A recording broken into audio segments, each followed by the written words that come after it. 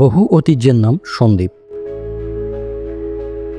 এখানে সব ছিল, এখন সম্ভাবনা ছাড়া কিছু নেই।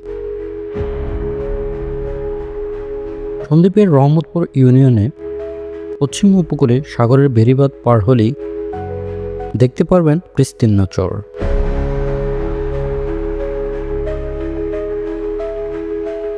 যারা প্রাচীন সন্দ্বীপ দেখেছেন তারা বর্তমান সন্দ্বীপের কথা ভাবতেই পারবেন না।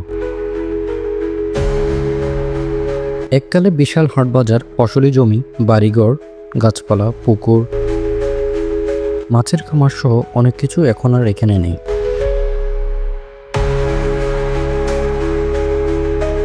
দেখে বোঝার উপায় নেই কোনো এক সময় এখানে শহর ছিল ব্যস্ত জনবসতি।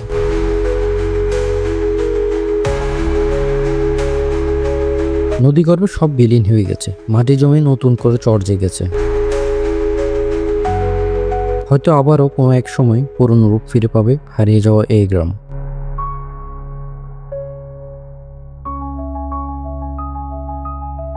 গত এক দশক আগে থেকে শুরু হওয়া ভাঙন ৫-৬ বছর আগে থেকেও গত ৪ বছর ধরে সন্দ্বীপের পশ্চিম উপকূলে নতুন করে চর জেগে উঠেছে।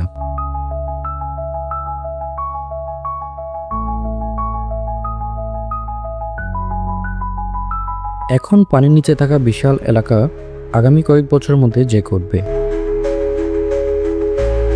আর তা জেগে উঠলে বর্তমান পূর্ব পশ্চিম সন্দ্বীপের দূরত্ব প্রায় ৭ কিলোমিটার থাকলেও তা ১১ কিলোমিটারে গিয়ে ঠেকতে পারে। নতুন চর নিয়ে স্বপ্ন দেখছে এলাকার মানুষ।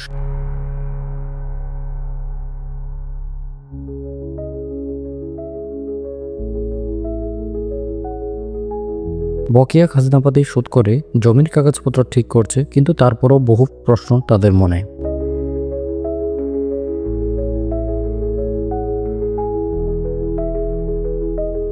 এই জমি কি প্রকৃত ক্ষতিগ্রস্তরা পাবে নাকি চলে যাবে প্রভাবশালীদের দখলে?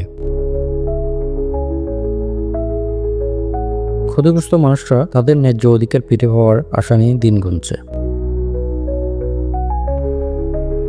এখানকার প্রাকৃতিক স্থানগুলোকে ঘিরে পর্যটন শিল্পের অপার সম্ভাবনা দেখা দিয়েছে। সন্দ্বীপের পশ্চিমে রহমতপুর পুরাতন স্টিমার ঘাট এলাকায় মেঘনা নদীর তীর জুড়ে প্রাকৃতিক সৌন্দর্যের স্থান পর্যটক প্রেমীদের আকর্ষণের কেন্দ্রবিন্দু হয়ে উঠতে পারে।